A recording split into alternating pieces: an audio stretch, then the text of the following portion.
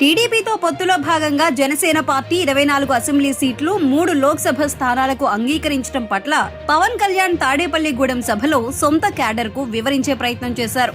మనకు poll management ఉందా? TDP లాగా మనకు సంస్థాగత బలం ఉందా?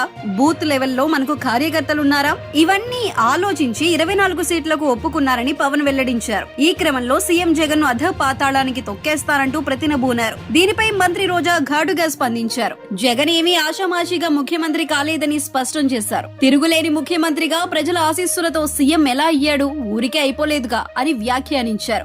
మరి నువ్వు 2 చోట్ల నిలుచుంటే 2 చోట్ల గెలవలేకపోయావు అంటే అర్థం చేసుకోవాలని విమర్శించారు. ముష్టి 30 సీట్లు కూడా తెచ్చుకోలేని నువ్వు జగనన్నను అధ పాతాళానికి తొక్కుతానంటున్నావని చంద్రబాబు వద్ద ఊడిగం చేస్తూ పవనే అధ పాతాళానికి వెళ్తాడనే విషయం ఇటీవల సభతో స్పష్టంగా అర్థమైందంటూ రోజా విమర్శనాస్త్రాలు సంధించారు.